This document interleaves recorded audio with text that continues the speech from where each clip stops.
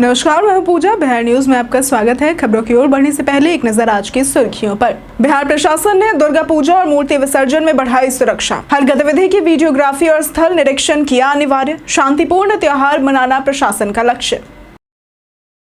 परिवहन विभाग की नई योजना, 400 से अधिक स्थानों पर ड्राइवरों के लिए बनेंगे रेस्ट रूम। स्वास्थ्य जांच की भी होगी व्यवस्था। हाईकोर्ट ने बिहार पुलिस की जांच में लापरवाही रोकने के लिए उठाया कदम। 15 पॉइंट एसओपी की जारी। 90 दिनों में रिपोर्ट जमा करना किया अनिवार्य। बिहार में जमीन रजिस्ट्री में धोखाधड़ी और टैक्स चोरी की रिपोर्ट। आयकर विभाग ने निबंधन कार्यालयों और लेन देन करने वालों को नोटिस भेजना किया शुरू। 30 लाख से अधिक के सौदों की जानकारी अब तक नहीं की गई साझा। पूर्व कप्तान कपिल देव ने पाकिस्तान के बायकॉट धमकी पर जताई नाराजगी। कहा, नो हैंडशेक विवाद को बड़ा मुद्दा नहीं बनाना चाहिए। कपिल देव ने भारत की जीत का दिलाया भरोसा। चलिए अब बढ़ते हैं शाम तक की बड़ी खबरों की ओर विस्तार से। दुर्गा पूजा विसर्जन पर हर कदम की होगी वीडियोग्राफी निगरानी। दुर्गा पूजा और मूर्ति विसर्जन के दौरान शांति सुरक्षा सुनिश्चित करने के लिए बिहार प्रशासन ने सभी स्थानों पर वीडियोग्राफी कराने का फैसला लिया है। मुख्य सचिव प्रत्यय अमृत की अध्यक्षता में हुई बैठक में जिला अधिकारी, एसपी, डीआईजी, आईजी और रेलवे एसपी को संवेदनशीलता के साथ कार्य करने के निर्देश दिए गए। विसर्जन के समय हर समूह की गतिविधियों की रिकॉर्डिंग होगी ताकि असामाजिक तत्वों और उपद्रवियों पर रोक लगाई जा सके। राज्य के प्रमुख पर्यटन स्थलों और पंडालों पर विशेष सतर्कता बरती जाएगी। मूर्ति स्थापना से पूर्व आयोजक संस्थाओं को अनिवार्य रूप से लाइसेंस लेना होगा और जिलाधिकारी व एसपी द्वारा स्थल निरीक्षण किया जाएगा ताकि सांप्रदायिक तनाव की आशंका न रहे। पिछले वर्ष की तरह इस वर्ष भी लगभग 16,000 मूर्तियां स्थापित होने की संभावना है। प्रशासन का लक्ष्य पर्व को सुरक्षित और शांतिपूर्ण बनाना है। बिहार हाईवे पर ड्राइवरों के लिए रेस्ट रूम और स्वास्थ्य सुविधा की होगी शुरुआत। बिहार में हाईवे पर ड्राइवरों के लिए पहली बार व्यापक सुविधा शुरू की जाएगी। परिवहन विभाग ने तय किया है कि ड्राइवरों के लिए शेड, पार्किंग, रेस्ट रूम और स्वास्थ्य जांच की व्यवस्था 3 चरणों में की जाएगी। शुरुआत में 400 से अधिक स्थानों पर यह सुविधा उपलब्ध होगी। योजना का उद्देश्य ड्राइवरों को स्वस्थ और सुरक्षित वातावरण में गाड़ी चलाने का अवसर देना है। इसके लिए जिलों में स्थान चिन्हित किए जाएंगे जहाँ रेस्ट रूम में आराम, गाड़ी पार्किंग और प्राथमिक स्वास्थ्य जाँच की सुविधा होगी। अधिकारियों के अनुसार लंबी दूरी तय करने वाले ड्राइवरों को पर्याप्त आराम नहीं मिलता, जिससे दुर्घटना का खतरा बढ़ जाता है। इस नई व्यवस्था से चालक दुर्घटना से बचेंगे और उनके काम करने की क्षमता में सुधार आएगा। सड़क सुरक्षा और अन्य विभाग इस योजना में सहयोग देंगे, जिससे सुविधा पूरी तरह प्रभावी बनेगी। दिल्ली बिहार रूट पर अब चलेगी सब्सिडी वाली एसी बसें। त्योहारों को देखते हुए बीएसआरटीसी ने 20 सितंबर से 30 नवंबर 2025 तक विशेष बस सेवा शुरू करने का ऐलान किया है। ये सेवा दिल्ली, यूपी, झारखंड, हरियाणा और बंगाल के लिए रोज उपलब्ध होगी। ऑनलाइन टिकट बुकिंग 1 सितंबर से शुरू हो चुकी है और समय सारणी भी जारी की गई है। निगम ने दिल्ली बिहार मार्ग पर 65 बसें, हरियाणा के लिए 30 बसें और अन्य प्रमुख रूटों जैसे कि कोलकाता, पटना, दिल्ली गयाजी, दिल्ली पूर्णिया आदि के लिए भी सेवाएं तय की है। एसी, नॉन एसी और एसी स्लीपर बसों में सब्सिडी व्यवस्था लागू होगी, जिससे यात्रियों को रियायती किराया देना होगा। उदाहरण स्वरूप पटना दिल्ली एसी बस का किराया 1,873 रुपए होगा, जिसमें यात्री 1,254 रुपए और सरकार 619 रुपए देगी। डिजिटल भुगतान की सुविधा भी उपलब्ध रहेगी। ये कदम यात्रियों को सुरक्षित, सस्ती और सुविधाजनक यात्रा के साथ निजी बस ऑपरेटरों की मनमानी रोकने में मदद करेगा।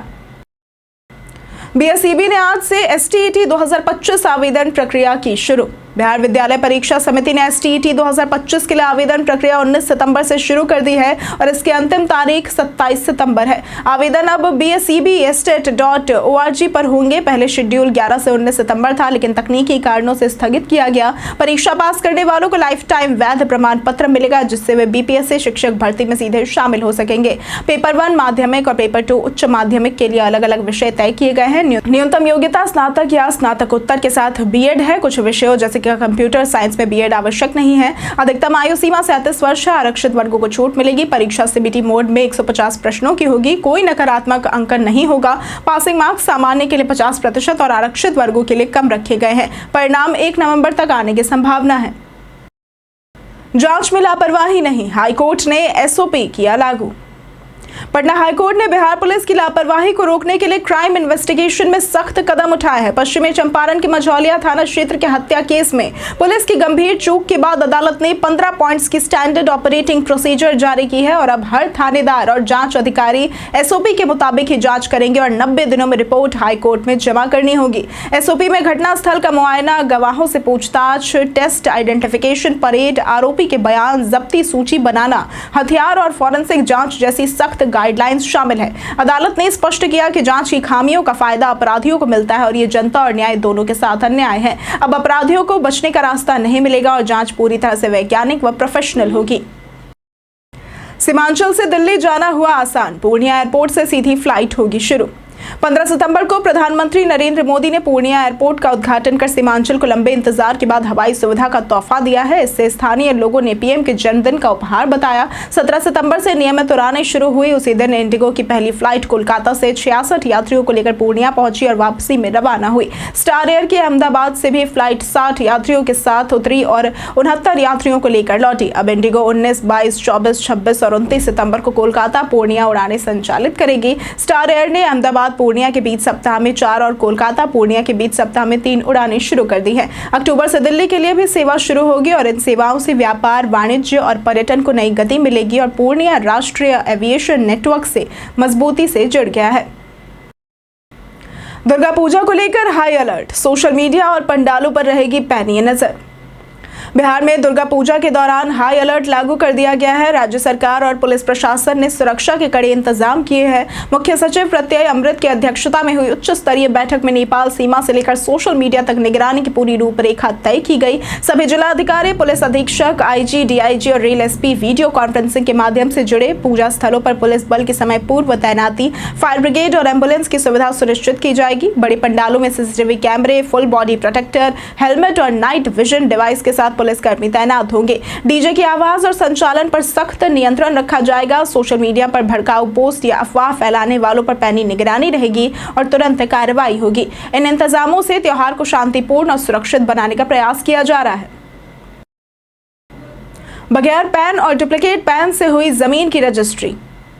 बिहार के सीमावर्ती जिलों में जमीन रजिस्ट्री के जरिए बड़े पैमाने पर काले धन और टैक्स चोरी का खुलासा हुआ है। आयकर विभाग के सर्वे में पूर्वी चंपारण, पश्चिमी चंपारण, मधुबनी और सीतामढ़ी के अवर निबंधन कार्यालयों में अमान्य व डुप्लीकेट पैन के इस्तेमाल, बगैर पैन रजिस्ट्री और गलत सूचनाओं के कई मामले सामने आए हैं। विभाग ने पाया कि 30 लाख से अधिक के सौदों की जानकारी एसएफटी के तहत साझा ही नहीं की गई, जबकि यह अनिवार्य है। कई रजिस्ट्री में 10 से 20 लाख के सौदों में पैन या फॉर्म 60 अंकित नहीं था और 2 लाख से अधिक नगद भुगतान भी किया गया। आयकर विभाग ने ऐसे सैकड़ों संदिग्ध लेन देन चिन्हित कर जांच शुरू कर दी है और क्रेता विक्रेताओं से लेकर संबंधित निबंधन कार्यालयों को नोटिस भेजे जा रहे हैं। दोषी पाए जाने पर कार्रवाई तय है।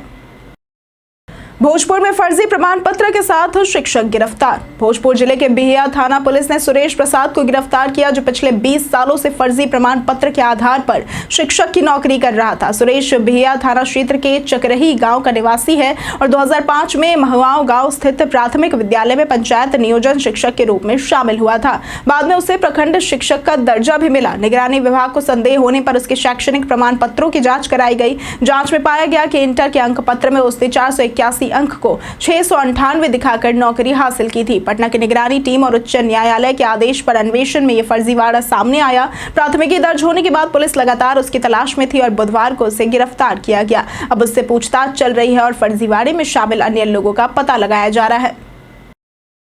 जूनियर डॉक्टर हड़ताल समाप्त, अस्पतालों में सेवाएं बहाल। 48 घंटे तक जारी जूनियर डॉक्टरों की हड़ताल समाप्त हो गई है। जूनियर डॉक्टर एसोसिएशन यानी कि जेडीए ने सरकार के साथ सफल वार्ता के बाद काम पर लौटने का ऐलान किया है। इसके साथ ही Patna medical college and hospital यानी कि PMCH, Darbhanga medical college DMCH, Nalanda medical college NMCH और जेएलएनएमसीएच सहित सभी अस्पतालों में चिकित्सीय सेवाएं बहाल हो गई हैं। जेडीए अध्यक्ष सत्यम कुमार ने कहा कि मरीजों का हित हमारी प्राथमिकता है, लेकिन सरकार की लापरवाही के कारण हड़ताल जरूरी हुई। लंबे संघर्ष के बाद सरकार ने 4 सूत्रीय मांगों पर लिखित आश्वासन दिया है। हड़ताल के कारण राज्य भर में ओपीडी और वार्ड सेवाएं ठप रहीं तो कई गंभीर मरीजों का इलाज भी टला। वार्ता समाप्त होने के बाद डॉक्टरों ने काम पर लौटकर सेवाएं बहाल की, जिससे मरीजों और उनके परिजनों में राहत और संतोष महसूस हुआ। कैमूर कृषि सर्वे में धीमी प्रगति, 154 सर्वेक्षकों का वेतन रोका।